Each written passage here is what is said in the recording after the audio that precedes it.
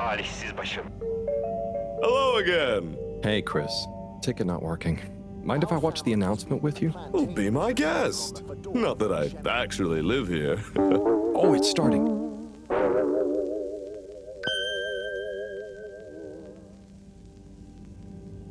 We chose the stars, not instead of the Earth, but because of it. We chose sacrifice and responsibility. Well, we didn't, I guess, but our ancestors did. And we wouldn't be here if they hadn't. Left, I mean. We'd be back on Earth. And where would that have got anyone? We may not have ever seen our home, tasted its air, or gazed across its boiling seas, but we remember it. And then we made a new home, even if it wasn't quite what anyone had in mind. And one corporation over all others helped make that possible. All water. On that note, I'd like to introduce Madam CEO Brenna Castletop. Good day to you all. As you may know, I am Brenna Castletop, the CEO of All Water Corporation. More importantly, I'm a citizen of the Fedora just like you. And it's my unmitigated pleasure today to show you what you're about to see. Join me in reliving and celebrating the remarkable journey we've been on together, before we unveil the next step of that journey.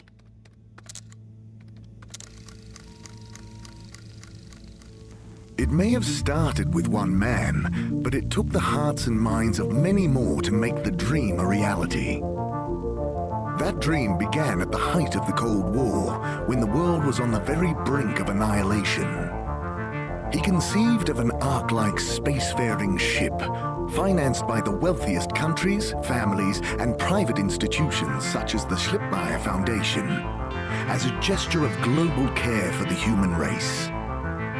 That ship journeyed for 200 years, was home to 5 generations, and sailed past many solar systems, making fascinating discoveries along the way, like the bacteria that are now responsible for our energy supply, or the mineral samples we took from planets along the way that allow us to build new materials.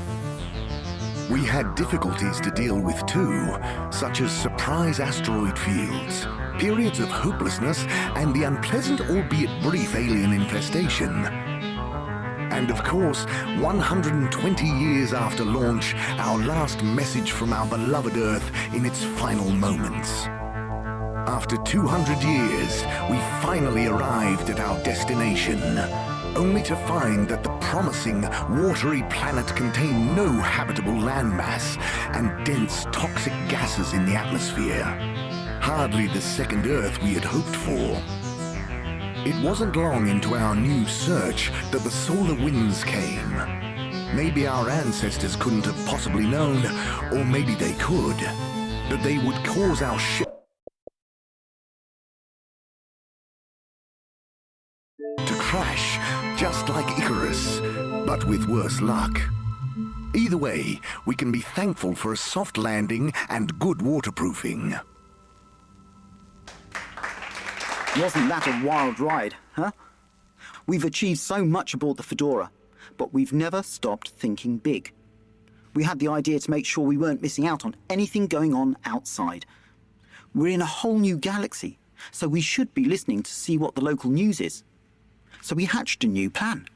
A state-of-the-art, deep space radio buoy capable of keeping itself afloat and slowly circumnavigating our watery new home, while scanning for signals and interesting cosmic gossip.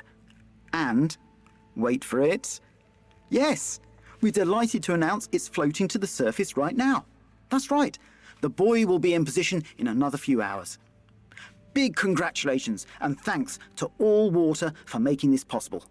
I'm excited to see what we pick up. That was some announcement, huh? Sure.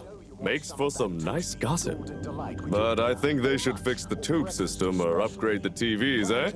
For this fancy boy drama, eh? Yeah, that'd be nice. What if there really is nothing else out there? Exactamundo. We should be focusing on inner space before outer, huh? Yeah, man. Speaking of inner space, I hope the tickets are working again tomorrow. Que claro. At least I brought some homework to mark.